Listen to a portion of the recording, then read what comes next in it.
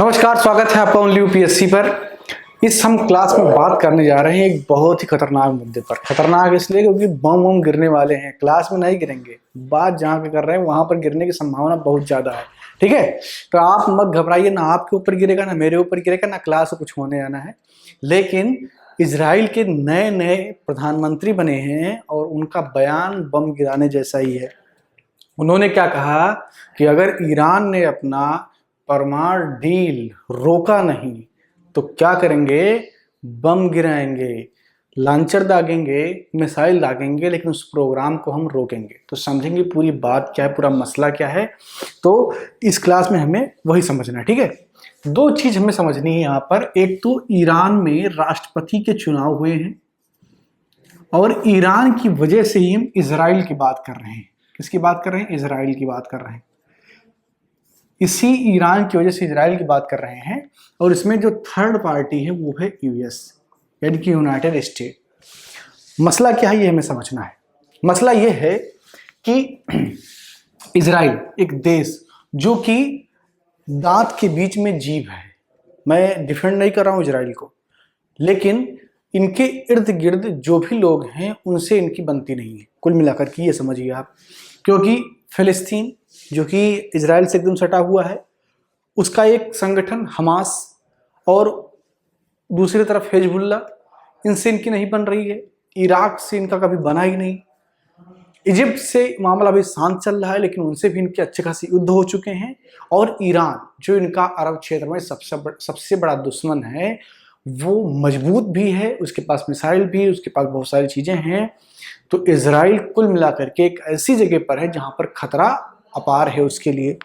लेकिन इजराइल भी अपने आप को जो है कभी भी वो अपने आप को सोने नहीं देता, इतना सतर्क रहता है कि थोड़ी सी भी छुटपुट होती है तो बड़ा से बड़ा ऑपरेशन कर डालता है। ठीक है, कुछ दिन पहले ही इजराइल में भी सत्ता परिवर्तन हुआ।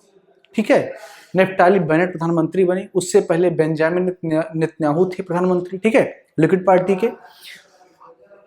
ईरान में भी सत्ता परिवर्तन हुआ है और जो ईरान के इससे पहले जो राष्ट्रपति थे हसन रूहानी, वो हार गए हैं चुनाव। और जो नए राष्ट्रपति बने हैं उनका नाम है इब्राहिम रईसी। इब्राहिम रईसी, ठीक है। इब्राहिम रईसी मतलब एक कंजर्वेटिव आदमी है, या ईरान के पॉइंट ऑफ व्यू से कहें तो नेशनलिस्ट आदमी है। और अगर यूएस के पॉइंट ऑफ व्यू से देखें तो एक प्रतिबंधित व्यक्ति है। क्या है? प्रतिबंधित व्यक्ति है। यूएस ने इब्राहिम रईसी पर प्रतिबंध लगा करके रखा है। ठीक है, क्यों? क्योंकि इनका जो रवैया था इन ईरान, वो उनको सही नहीं लगता था। मैं हमेशा कहता हूं कि अमेरिका अपने आप को दुनिया का चौधरी मानता है। ठीक है, तो वो अपनी चौधराहट दिखाने के लिए सारी चीजें करता रहता है। हमारे प्रिय प्रधानमंत्री नरेंद्र मोदी, उनके ऊपर भी सैंक्शन लगा करके रखा था, लेकिन जैसे ही प्रधानमंत्री बने सैंक्शन हट गए। यहाँ पर जो मैंने प्रिय बोला है, इससे कृपया मोदी के विरोधी नाराज ना हो। मैं प्रिय प्रधानमंत्री बोलता हूं, यानी कि जो भी भारत का प्रधानमंत्री होगा वो प्रिय ही होगा। मोदी के पक्ष में नहीं बोल रहा हूं, क्योंकि बहुत सारे लोग कमेंट लिखने लगते हैं। ठीक है, तो इब्राहिम रईसी जो हैं ये ईरान के राष्ट्रपति बने हैं और ये प्रतिबंधित हैं बाई यूएसए, यूनाइटेड स्टेट। मामला ये है कि वर्तमान में ईरान और यूएस ये दोनों एक न्यूक्लियर डील के लगभग करीब पहुंच गए हैं। न्यूक्लियर डील क्या है इनका? कुछ दिन पहले इनके ऊपर अमेरिका ने सैंक्शन लगाया। उससे मतलब राष्ट्रपति उस वक्त डोनाल्ड ट्रंप थे, और सैंक्शन इसलिए लगाया कि ईरान परमाणु बम बना रहा है छुपके छुपके। ठीक है, ये यूएस को लगता था, तो उसने सैंक्शन लगा दिया। जब सैंक्शन लगा दिया तो अब ईरान से कोई तेल नहीं खरीद रहा है, कोई उसे नेचुरल गैस नहीं खरीद रहा है। वो एक बहुत बड़ा माध्यम है ईरान के खर्चे को चलाने के लिए। पैसा बहुत ज्यादा तेल से आता है ईरान के पास। जब यूएस ने सैंक्शन लगाया तो उनसे तेल लेना देशों ने बंद कर दिया। इनफैक्ट भारत को भी अपना तेल उनसे खरीदना रोकना पड़ा। ठीक है, अब हुआ इससे क्या कि ईरान को बड़ा नुकसान हो रहा है। ईरान को नुकसान हो रहा है तो ईरान परेशान हो गया। डोनाल्ड ट्रंप की सत्ता चली गई और नए मुखिया बने अमेरिका के जो बाइडन। तो जो बाइडन जो है वो ट्रंप से बिल्कुल उनकी अलग सोच है। ट्रंप नेशनलिस्ट थे, रिपब्लिकन पार्टी के थे और दक्षिणपंथी विचारधारा के, जबकि जो बाइडन वामपंथी विचारधारा के हैं। ठीक है, तो इनके विचार में थोड़ा जो है अंतर है। तो हुआ क्या कि ईरान के साथ उनका एक लगभग डील पूरी होने वाली है। अब इजराइल को इससे क्या दिक्कत है? भाई तुम्हें क्या दिक्कत है? दो लोग डील कर रहे हैं, तुम कौन हो रोकने वाले? इजराइल दादागिरी क्यों कर रहा है? तो इजराइल दादागिरी नहीं कर रहा है, इजराइल अपने अस्तित्व को बचाने का प्रयास कर रहा है। एक ईरान में एक पद होता है जो स्टेट हेड से भी ऊपर होता है, यानी कि जो सुप्रीम लीडर होता है, जो वर्तमान में अली खमैनी है। ठीक है, तो जो अली खमैनी है ये राष्ट्रपति से भी ऊपर है। तो कुछ दिन पहले इनका एक बयान आया था कि जो इजराइल है वो कैंसर है, इस अरब रीजन का एक कैंसर है और इसका इलाज बहुत जरूरी है, यानी कि वो इजराइल को नष्ट करने का प्लान बना रहे हैं। इसीलिए इजराइल के जो जियोपॉलिटिशियन हैं या जियो स्ट्रेटजी को समझने वाले लोग हैं या अरब रीजन को जो समझते हैं, उनको लगता है कि भविष्य में ईरान और इजराइल में युद्ध जरूर होगा, क्योंकि दोनों में स्थितियां बहुत ज्यादा प्रतिकूल हो गई हैं। ठीक है, तो दिक्कत यह है कि यदि अमेरिका और ईरान के बीच में डील हो जाती है तो क्या होगा कि ईरान का व्यापार फिर से फलने फूलने लगेगा। व्यापार फलेगा फूलेगा तो पैसे आएंगे, पैसे आएंगे तो ईरान फिर अपने उसी काम पर लग जाएगा। और अब इजराइल को लगता है कि और तेजी से लग जाएगा, क्योंकि जो उसके नए राष्ट्रपति बने हैं इब्राहिम रईसी, ये अल्ट्रा राइट विंग है, ये ज्यादा राइट विंग है। ठीक है, और इनके ऊपर प्रतिबंध भी इसलिए लगा है क्योंकि यूएस अपने आप को क्या कहता है कि ह्यूमन राइट्स की हम रक्षा करेंगे, पता नहीं क्या क्या बताता है, लेकिन उस वक्त वो भूल जाता है कि अफगानिस्तान में, वियतनाम में उसने क्या किया था, वो उसको याद नहीं रहता है, लेकिन दूसरे पर उंगली करता है कि तुम गलत कर रहे हो। ठीक है, तो ईरान में क्या है कि इब्राहिम रईसी एक जज थे और जज रहते हुए इन्होंने इतने कड़े कड़े फैसले लिए कि 18 से कम यानी कि जो जुवेनाइल होते हैं उनको भी इन्होंने फांसी के तख्ते पर लटका दिया। इससे क्या हुआ कि जो वहां का एक राइट विंग जो आइडियोलॉजी है वो इब्राहिम रईसी को लेकर के उसके सपोर्ट में था, लेकिन जो पूरी दुनिया और ह्यूमन राइट्स ये सारी जो संस्थाएं थी ये इब्राहिम रईसी को एक तरीके से उसकी आलोचना कर रही थी, उसको दबा रही थी और उसी क्रम में प्रतिबंध भी लगाया गया था।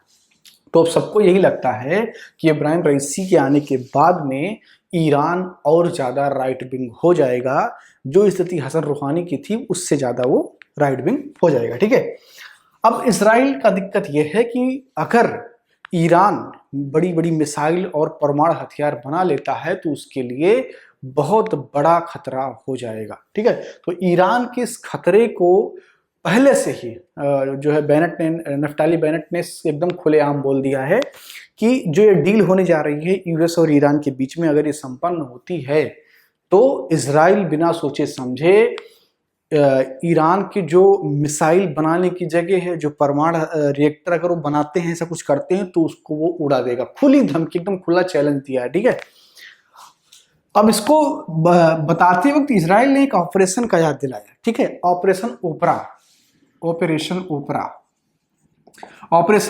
जो हुआ था ये हुआ था 1981 में और 20 जून जो है इसका एनिवर्सरी है। तो 20 जून 1981 को एक ऑपरेशन हुआ था, ऑपरेशन ओपरा के नाम से। ठीक है, तो ऑपरेशन ओपरा क्या था? ऑपरेशन ओपरा ये था कि उस वक्त इराक जो है वो परमाणु हथियार बना रहा था। कौन? इराक। और वो लगभग 80% अपना हथियार बना चुका था, लेकिन वही डर जो वर्तमान में नफ्ताली बेनेट को लग रहा है, वही डर उस वक्त के जो प्रधानमंत्री थे उनको भी लग रहा था कि अगर इराक ने ऐसा कुछ कर लिया तो इजराइल के लिए खतरा हो जाएगा। और वही डर वर्तमान में नफ्ताली बेनेट को लग रहा है। तो किया क्या कि 20 जून को महज 15 सेकंड के एक ऑपरेशन में इजराइल फोर्स के लोगों ने इराक के पूरे परमाणु रिएक्टर को बर्बाद कर दिया, तहस नहस कर दिया। और पूरी दुनिया ने कभी कल्पना भी नहीं की थी कि किसी संप्रभु देश में कोई दूसरा एयरफोर्स घुस करके इस तरीके से बमबारी कर सकता है।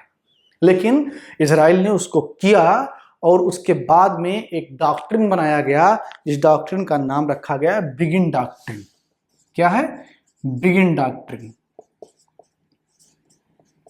ठीक है, इस डॉक्ट्रिन का मतलब यह नहीं कि शुरुआत नहीं है। उस वक्त जो प्रधानमंत्री थे उनके नाम का टाइटल बिगिन था, वो लिक्विड पार्टी के संस्थापक थे। ठीक है, तो ये डॉक्ट्रिन और ये ऑपरेशन, ये कहीं ना कहीं इसका चर्चा करना, इसका जिक्र करना नफ्ताली बेनेट के द्वारा, ये इस बात का संकेत देता है कि यदि ईरान ने ऐसा कुछ किया तो ये लोग अटैक करने से पीछे नहीं हटेंगे। और एक बात पक्का आप मान के चलिए कि 2 साल में, जो आने वाले 2 साल हैं अरब पॉलिटिक्स में, ये बहुत ही ज़्यादा खतरनाक होने वाले हैं। इसकी वजह क्या है कि इब्राहिम रईसी ये बिल्कुल अल्ट्रा राइट विंग है, और जो नफ्ताली बेनेट हैं इजराइल के प्रधानमंत्री, वो भी एक तरीके से अत्यधिक राइट विंग माने जाते हैं। यानी कि जो बेंजामिन नेतन्याहू है उनसे भी 2-4 कदम आगे माने जाते हैं। और मैं 2 साल क्यों कह रहा हूं, क्योंकि जो सरकार बनी है इजराइल में वो इसी आधार पर बनी है। 2 जो बड़े नेता हैं उनमें एक जो समझौता हुआ है वो इसी को लेकर के हुआ कि 2 साल बेनेट प्रधानमंत्री रहेंगे। तो ये कहीं ना कहीं कोशिश करेंगे कि 2 साल बाद अगर हो सकता है कि सरकार गिरे या चुनाव हो, तो ये अपना एक माहौल भी बनाने के लिए ये कुछ बड़ा एक्शन ले सकते हैं। और उन्होंने प्रधानमंत्री बनते हुए जो है गाजा पर और हमास के ऊपर अटैक भी करवाए, तो कहीं ना कहीं इसका कुछ जो है देखने को हमें जरूर मिलेगा। ठीक है, तो इस वीडियो में उम्मीद करता हूं कि आपको कुछ मिला होगा, अरब पॉलिटिक्स आप समझ पाए होंगे, और जो कुछ नई जानकारी ईरान को लेकर के, यूएस को लेकर के और उसकी न्यूक्लियर डील को लेकर के है, उससे आपको कुछ ना कुछ फायदा हुआ होगा। अगर वीडियो आपको अच्छा लगा हो तो लाइक कीजिए, अपनी राय कमेंट बॉक्स में दीजिए। आप क्या सोचते हैं इजराइल को लेकर के, ईरान को लेकर के, यूएस को लेकर के और इस न्यूक्लियर डील को लेकर के, इसको भी लिखिए। बहुत बहुत धन्यवाद।